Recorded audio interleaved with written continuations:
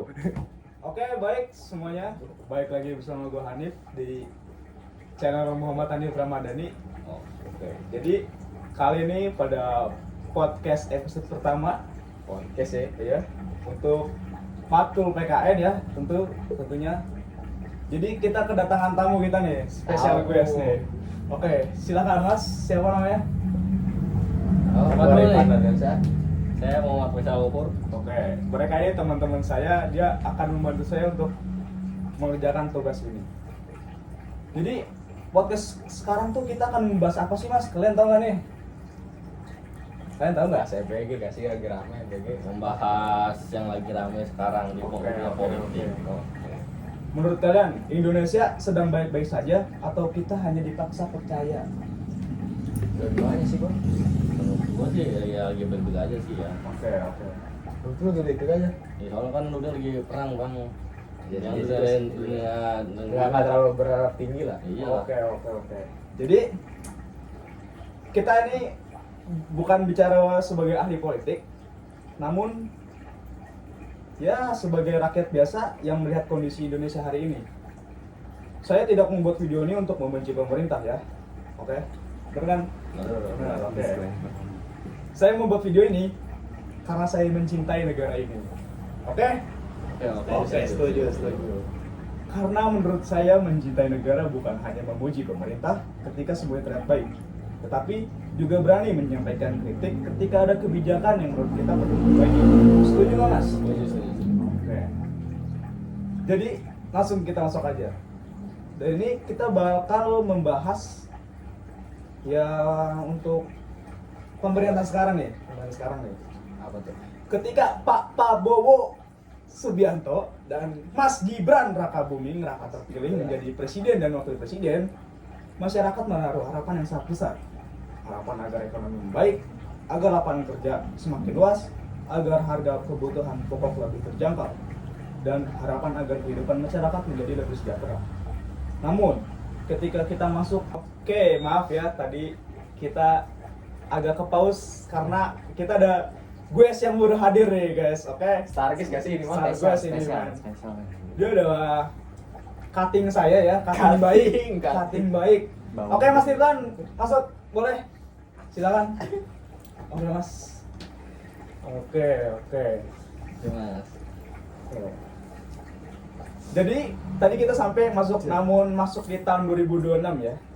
Muncul pertanyaan dari sebagian masyarakat, apakah harapan itu sudah benar-benar dirasakan? Mengapa masih banyak lulusan SMA, SMK, bahkan sarjana yang kesulitan mencari pekerjaan? Mengapa biaya hidup masih terasa berat? Mengapa daya beli masyarakat masih menjadi keluhan? Mengapa mahasiswa masih harus turun ke jalan masyarakat aspirasi untuk menyampaikan aspirasi ya? Semua pertanyaan itu tentu layak menjadi bahan evaluasi. Pemerintah memang memiliki berbagai program besar. Salah satunya apa Mas? MBG. Oke, MBG. Makanan bergizi Gratis. Karena itu yang dijanjikan di awal nggak sih waktu pencalonan. Oke, betul banget. Tapi tujuan program itu sangat baik sebenarnya ya nggak Mas ya? Kalau tujuan pasti sudah Sangat baik. baik. Oke. Yaitu untuk meningkatkan Gizi anak. gizi anak-anak. Mengurangi penjaga bukan Mengurangi Oke. ini adanya stunting nggak sih itu? Bener banget Mas ya. Cocok. Oke. Namun gini nih Mas, karena anggarannya sangat besar, sebagian masyarakat mempertanyakan nih, apakah pelaksanaannya sudah menjadi prioritas yang paling mendesak ketika masih banyak persoalan lain seperti 1. Lapangan pekerjaan, 2. Kemiskinan, 3. Daya beli masyarakat. Lalu program ini juga menghadapi persoalan tata kelola nih. Pada tahun 2026, Kejaksaan Agung menetapkan sejumlah mantan pimpinan pada Gizi Nasional dan pihak lain sebagai tersangka dalam dugaan korupsi terkait pelaksanaan program MBG. Tahu kan? Tahu kan Mas ya? Pasti tahu dong. Oke. Kasus tersebut tuh masih diproses secara hukum dan menjadi pengingat bahwa setiap program pemerintah memerlukan pengawasan yang ketat agar anggarannya benar-benar digunakan untuk kepentingan rakyat. Lalu sebelum kita masuk ke segmen selanjutnya, saya pengen nanya-nanya dulu nih. Gimana nih Mas? Kita dari Mas Ridwan dulu ya. Dari Mas Ridwan nih, pandangannya untuk program MBG ini gimana? Dari pandangan positif dan negatifnya coba. Mulai dari positifnya dulu ya, mungkin kalau MBG ini kalau dibilang nggak merhatiin ekonomi rakyat atau tadi apa lagi selain ekonomi rakyat, Apa nih? Apa mesti? pokoknya ekonomi rakyat lah. Oke, Nah, oke. Menolong ya. ya pokoknya dari program itu juga bisa sebenarnya bisa memperhatikan gitu. Jadi bisa dibilang memperhatikan. Jadi dari duit anggaran itu bisa Ya. berputar juga kayak ke petani, Oke, nelayan, boleh. benar kan? Benar-benar. Ke pasar-pasar. Lalu Iya. untuk orang tua sekalipun duitnya tuh pasti apa ya? Pengeluarannya berkurang nggak sih? Pengeluarannya berkurang. Oh, benar, dari benar. anaknya sendiri pun bisa menghemat uang jajan yang tadinya bakal habis terus, jadi uangnya bisa ditabung gitu. Nah, Benar banget sih. uang yang ditabung ini itu bisa dibeliin apa-apa. Nah, yang itu bisa balik lagi ke pasar gitu. Oke, Benar kan? benar. Oke, kalau untuk Sisi negatifnya? sisi negatifnya Oke. paling di pelaksananya aja. Pelaksanaan aja. Iya, Iya. di strukturnya aja yang bermasalah. Mungkin harus ini ya, evaluasi lah Iya. tata Oke. kelolanya. Nah, karena Mas Faisal ngomong evaluasi ini, gimana deh pengelolaannya? Menurut Mas Faisal nih solusinya gimana untuk misalkan tadi Mas Faisal bilang ya apa persoalan Apa tuh? ininya nggak terstruktur atau gimana? Lebih apa ya? Gimana? Misal karena katanya tadi Mas Firman ngomong MBG ini sebenarnya bagus kan Iya. untuk anak-anak, untuk yang lain, untuk ya hemat uang gitu kan. Tapi dalam pengelolaan tersebut agak kacau. Jadi gimana nih agar biar nggak kacau? Solusinya gimana? Menurut Mas Faisal? Kalau itu susah juga ya. Bisa juga. Oke. Kepercayaan orang kan beda-beda nih. Nah, Megang uang negaranya. Oke. Kalau Mas ini nih, Mas Ivan, gimana? Solusinya gimana? Ya nyari yang ini nggak sih yang Yang sesuai dengan ini ya. dengan- Lulusannya misal lulusannya. MBG nih, masa lulusan hukum? Waduh, Masnya kan siapa lulusannya lulusan ini ya, gizi gitu, ahli Iya. gizi. Nah, benar. yang paham soal gizi pak. Oke. Tapi kalau menurut pandangan saya, MBG ini nggak usah dihapus ya. Untuk kemarin-kemarin banyak yang ngomong hapus-hapus, menurut saya nggak usah.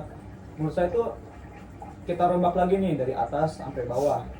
Kita tata ulang lagi, bener nggak Mas? Benar. Oke. Sebenarnya yang harus dihapus bukan MBG-nya, oknum-oknumnya. Nah benar, kita ya ngatur ulang lah pokoknya. Jadi yang tadinya kita bikin makanan melalui catering yang nggak jelas, jadinya malah basi. Yang bikinnya malam datangnya pagi, mendingan kita kasih nih uang, misal sekian, kita kasih ke pihak kantin. Jadi kantin yang mengelola program tersebut, jadinya kantin juga dapat masuk kan, ya kan, bener kan? Oke.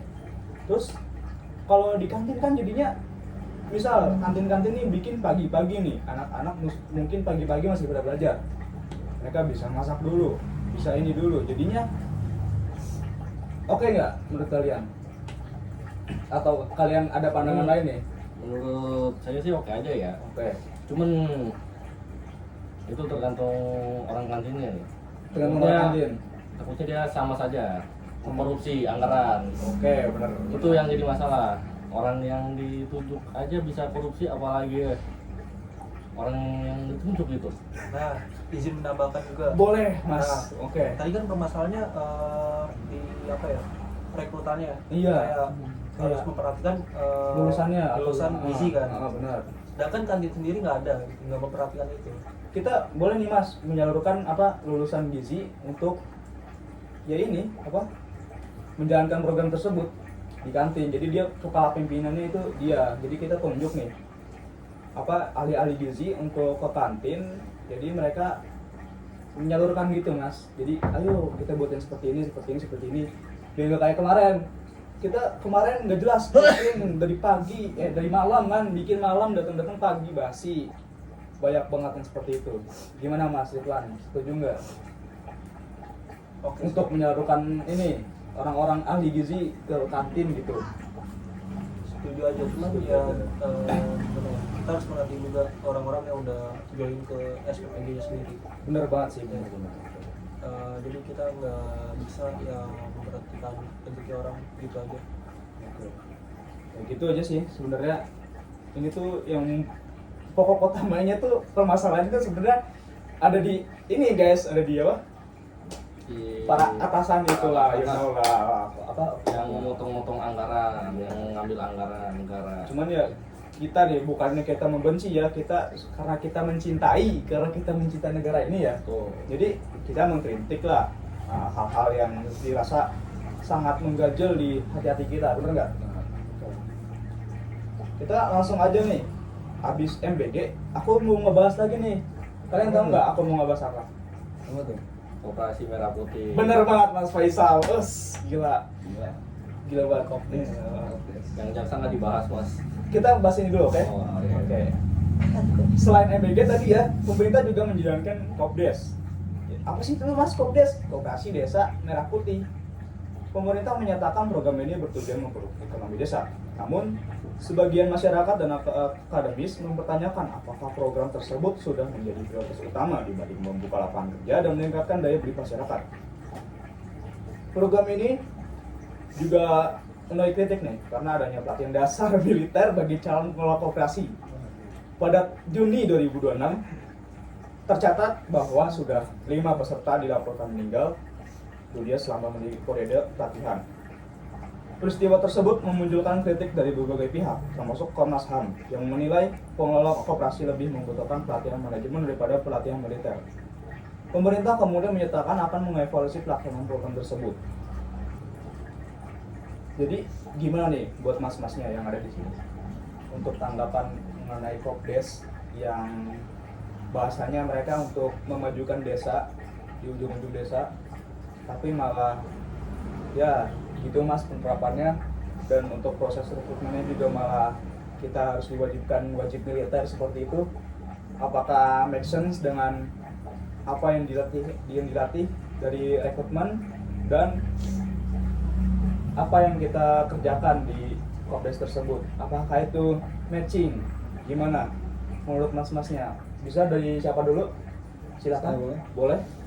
Jujur kurang ngikutin Kopdes ini. Oke, boleh. Masih jujur banget ya. Cuman Oke. kalau sampai ada yang meninggal gitu, pelatihannya terlalu ini nggak sih? Terlalu berat. Memang Jadi seperti buat itu. yang apa? Evaluasi apa? Pelatihannya tuh wajib, bukan harus nanti lagi ya. Oke. Wajib dievaluasi. Wajib dievaluasi. Karena mungkin keberatan. Terus mungkin nggak sesuai juga sama Oke, I know. Sama apanya tuh mas? Sama posisinya. ya. Benar, oke nih. maksudnya. Kita masuk ke Mas Rito aja nih sebagai cutting tercinta saya. Silakan Mas. Gimana? Kopdes. Ya, sebenarnya kalau proses rekrutmen bagaimanapun harus gitu sesuai sama posisi yang diisi. Cuman kalau untuk sampai latihan militer ini menurut saya nggak perlu ya. Jadi kayak mungkin kalau mau lihat mentalitas atau stamina atau energi itu bisa dilihat dari cara perusahaan-perusahaan sekarang untuk rekrut. Mungkin kayak mereka tuh cuma nilai dari jarak lari, banyak Oke. yang push up gitu, Oke. sit up. Bisa dari olahraga yang seperti itu aja sih. Jadi nggak perlu yang berlebihan untuk menilai seseorang. Jadi menurut Mas Ridwan, kita itu apa, pelatihan itu harus sesuai ya dengan profesinya, apa yang dilamar ya, seperti itu ya. Jadi nggak ada militer begitu ya. Jadi gimana menurut kalian, apakah militer ini perlu atau enggak pelatihan militer ini? Sebenarnya sih nggak perlu ya. Lebih ke manajemen aja harusnya. Seperti yang tadi Mas Ridwan Iya. bilang. Oke. Disesuaikan aja. Jadi yang kemarin ya rest in peace ya. Semoga tenang untuk para korban di sana dan keluarga, sabar.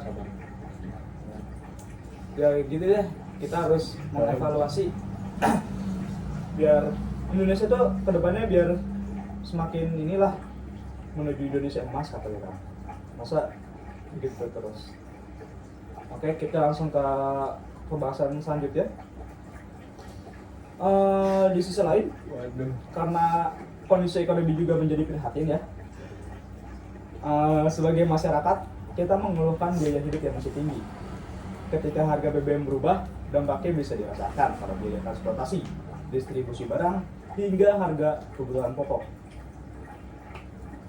Untuk Masnya dulu nih, gimana tanggapan BBM naik? Siapa masih, dulu? masih saya masih Boleh, standar boleh. sih harusnya. Standar. Harusnya naiknya dari kemarin, dari adanya Dari perang Januari. di Selat Hormuz itu. Tapi yang naik Pertamax doang ya? Apa kali juga naik? Naik gak sih pertalite? Cuma Enggak. enggak. Pertalite naik cuman kan ditahan subsidi. Nah subsidi ya berarti ya. Iya. Jadi menurut Mas Masnya masih aman ya? Aman sih. Bensin BBM. Sekarang masih aman sih. Boleh. Mungkin kedepannya kalau 3 bulan lagi masih naik atau masih menetap itu baru nggak aman. Terus masalah kebutuhan pokok yang juga ikut naik gimana? Apakah Masnya ingin berbicara? Oke, Mas Ridwan misalkan kebutuhan pokok yang naik, Kebetulan Mas Ridwan ini dari tim HR. boleh Mas, ya boleh banget. Silakan Mas. Silakan Mas. Tolong. Gimana? Sebenarnya kebutuhan pokok yang naik juga dampak dari perang ini bisa, karena kita banyak dari mana impor ya, Iya, impor dari Selat Mas. dari luar. Lalu mungkin dampak dari BBM yang naik juga ya, dari transportnya, biaya transportnya. Kalau menurut saya untuk itu masih oke sebenarnya, cuma ya walaupun tipis-tipis, karena kalau dilihat dari apa ya, dari kebiasaan anak-anak sekarang, mereka sering banget yang namanya beli kopi yang mungkin harganya itu di atas rata-rata dan benar-benar jauh di atas bahan pokok. Benar banget Mas. Itu aja mereka bisa dipenuhi gitu ya, harusnya juga bukan kebutuhan pokok sehari-hari gitu. Iya. Ya, jadi masih kita lihat Ya. boleh. Karena kita tadi ngebahas harga pokok tuh ikut terdampak dan BBM terdampak juga, kita ini tuh maksudnya ke nilai rupiah yang melemah gitu kan. Oke. Jadi menurut Masnya sekarang nih rupiah sekarang masih 18.000 kan? Sempat turun Mas. Dolarnya di bulan 18.000 Juni. kan? Oke. Ya. Sempat turun Sempat turun di bulan Juni. Cuman sekarang naik lagi. lagi. Ya. Kemarin sempat turun kenapa tuh Mas? Apa Mas tahu? Kurang tahu juga. Kurang tahu juga. Tapi saya mantau terus. Turunnya karena pajak dinaikkan. Mau pajak dinaikkan. Kalau Mas Ridwan gimana nih tanggapan mengenai rupiah kita selalu anjlok hari ini? Jujur bukan Purbaya, Boleh. bukan juga BI, Boleh ya? boleh. Oke. Boleh banget. jadi kurang paham sebenarnya, tapi ya semuanya pasti berkaitan mungkin dari perang, terus mungkin dari negara Amerika juga yang Menaikkan suku bunga. ya terus neken gitu, sama dari bank sentral juga kayak sama-sama neken sih ke negara kita ini. Jadi negara kita ini harus berkegantungan gitu. Jadi sebenarnya untuk sekarang gimana ya, posisinya ya terima dulu dan jalani gitu. Jalani. Ya Oke. seperti apa kata presiden lah, bangsanya bangsa kuli. Tapi Mas Ridwan, Iya. gimana Iya. kata siapa? Pak Purbaya? Rupiah masih aman. Masih aman. Waduh, gimana tanggapannya? Pak Purbaya Selama di sini rupiah masih aman. Masih aman. Kalau senyum aman, karena orang desa juga nggak pakai dolar gitu. Wih, Betul. benar. kayak kenal tuh kata-kata. Waduh. Itu memang betul Mas. Waduh. Kita di Indonesia nggak pakai dolar. Iya. Setuju. Memang Iya. benar. Nah, karena kita mencintai negara kita boleh lah mengkritik, ya kan? Kita itu nggak benci pemerintah kok. Yang kita bikin video ini untuk ya supaya Indonesia lebih bisa maju ke depannya. Oke? Kalau menurut saya solusinya ya seperti yang dikatakan Mas Ridwan dan yang lain teman-teman saya, Saya juga sepemikiran seperti itu. Mungkin kita jalanin aja dulu. Selagi kita masih tersenyum, aman, oke? Apalagi Pak Purbaya. Benar. Kita percayakan saja kepada Pak Purbaya. Bener, soalnya presidennya ini siapa? Pak Prabowo atau Pak Purbaya? Oh ya, sudah boleh itu mas, kita nggak boleh gitu, oke? Oke? Nah, Oke, guys. percaya Pak Purbaya karena keuangan nggak sih, Menteri Keuangan? Nah iya kan. Percaya Pak Prabowo karena presiden kita dia. Boleh, kita juga boleh percaya sama Pak Prabowo dan Pak Purbaya. Gak ada yang larang kalau untuk percaya mereka, kan? Ya, Udah, boleh. Kita lanjut aja ya, next. Karena hal-hal tadi yang kita bahas, yang dirasakan rakyat itu bukan hanya angka pertumbuhan ekonomi. Kita tuh merasakan apakah uang ini tuh masih berharga ya, karena selalu turun. Yang dirasakan rakyat selalu adalah apakah uang mereka masih cukup sampai akhir bulan. Nah seperti itu. Sepertinya ekspresi saya sudah menggambarkan, Oke. sangat menggambarkan. Gimana Mas Ridwan untuk ya itulah, apakah Mas Ridwan karena rupiah tadi naik, kebutuhan Mas Ridwan sampai akhir bulan cukup? Sebenarnya tetap bisa mencukupi karena Oke. itu semua tergantung gaya hidup Boleh seorang banget. juga. Jadi kayak kalau dibilang orang desa nggak pakai dolar tuh nggak salah sebenarnya. Kalau ngambil arti lain, misalnya orang desa nggak yang terlalu mikirin harus hidup hedon atau yang harus punya brand-brand luar gitu. Dengan kita membeli brand luar juga kan kayak kita juga terus-terusan memperkuat dolar. Iya. Iya. Kita juga harus kayak perhatian apa untuk apa ya, uangnya juga muter ke kita lagi gitu. Jadi gitu aja ya Mas ya. Jadi tergantung kita gimana mengelola uang tersebut. Nah, Benar banget.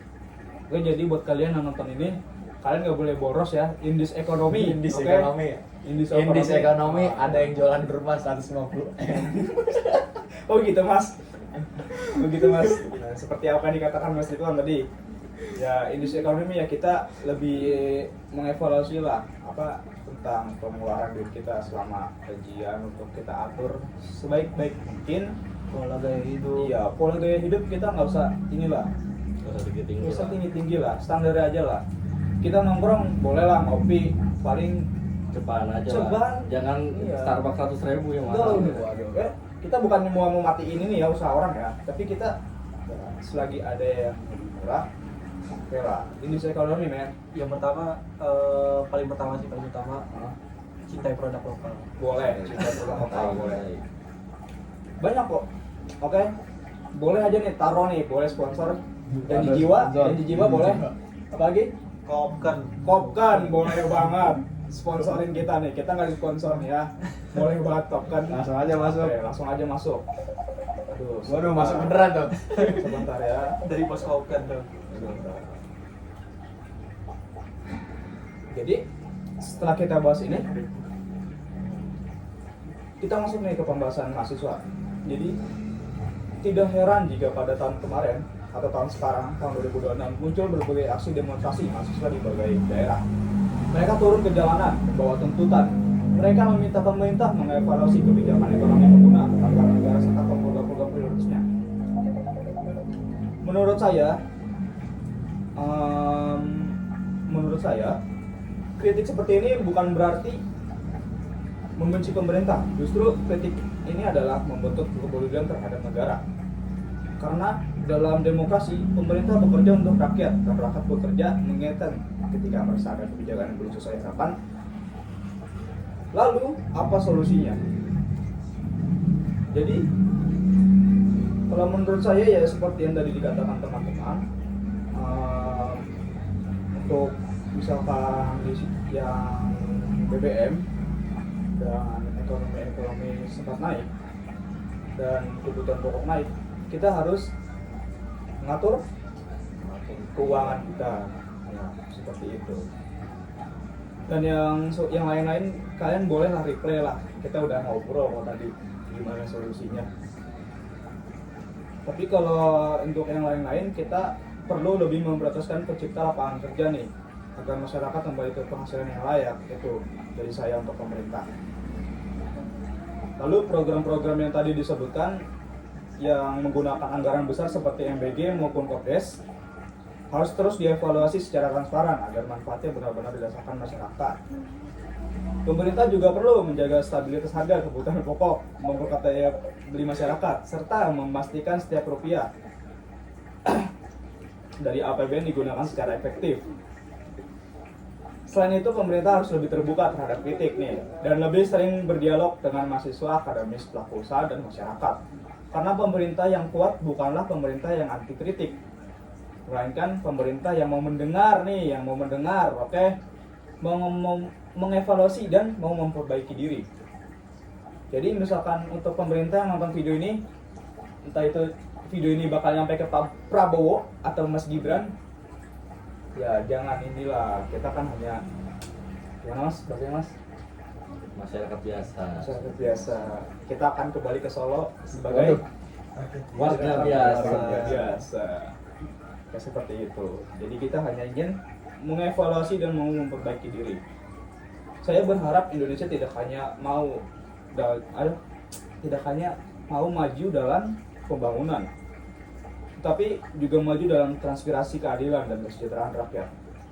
Karena pada akhirnya keberhasilan sebuah pemerintah bukan diukur dari banyaknya program yang dibuat, tetapi dari seberapa besar manfaat yang besar-besar yang benar-benar dirasakan oleh rakyat.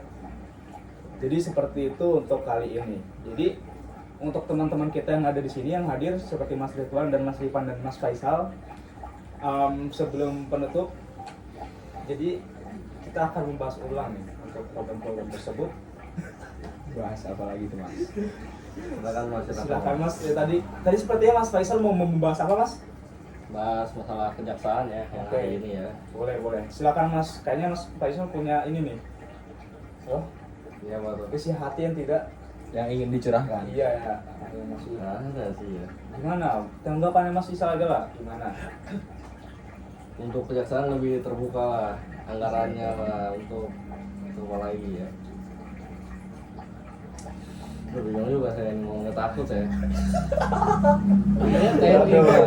Mikirnya TNI nih nggak main-main masalahnya. Ya, kita kan sebagai warga biasa, oke? Boleh yang kritik. Boleh mengkritik kok. Tapi kan Bang TNI nggak Boleh bisa dikritik masukan. Bang. Siapa? TNI nggak bisa dikritik Bang. Kok begitu? Sakit soalnya Maaf orang-orangnya. guys, sebentar ya. Kenapa nggak boleh dikritik? Kenapa nggak boleh Kenapa dikritik? ya? Kenapa? Ada alasannya kak? Ada alasannya kenapa TNI di Indonesia, tentara negara Indonesia tidak boleh dikritik oleh kita sebagai warga biasa. Sensor namanya, sensor. Oh, iya. TNI. Seragam hijau. Ya, boleh. Udah lewat tapi bahasa sore Bang. Harus diedit itu. Mungkin nanti kita cut ya. Boleh banget. Mungkin ya. Mungkin nanti kita cut videonya. Boleh Mas, lanjut. Kalau dikritik tuh seragam hijau tuh nanti dia nyamperin Bang. Waduh. Asli Bang saya Nyamperin. Ini Waduh. Ini kalau Mas Hanif ini rumahnya di mana? jangan dikasih Nggak boleh gitu. Kita upload ke YouTube nih nanti nih. Podcast ini kita masuk ke YouTube. Kemarin aja kan kejaksaan digeledah rumahnya tuh. Itu dia lagi TNI itu. Nah, Di situ dia kan polisi ke kafenya, menggeledah kafenya ditemukan emas batangan Waduh. 74 kg. 74 kilogram. Iya, emas batangan murni. Gimana tuh Mas tanggapannya Mas? Ya, menurut saya ya yang terjadi biarlah berlalu lah, nggak apa-apa lah. Dan itu baru kemarin Mas. 74 kg. Ya, tapi kan yang 1 kilogramnya 2 miliar Mas. kita nggak bisa ngomong apa-apa juga Mas. Katanya yang ngomong ditemukan itu ngomongnya gini Mas, itu bukan punya saya, itu Mas bukan punya saya, gimana? Nah, Jadi itu punya siapa? korupsi itu namanya pencucian uang Mas. Siapa? Boleh. Dia mengasih uangnya ke orang lain untuk menjadi harta orang itu, lalu dikembalikan lagi Oke. atas nama perusahaan. Boleh. Oke, sekian, terima kasih. Dadah. Oke. Teng teng teng teng.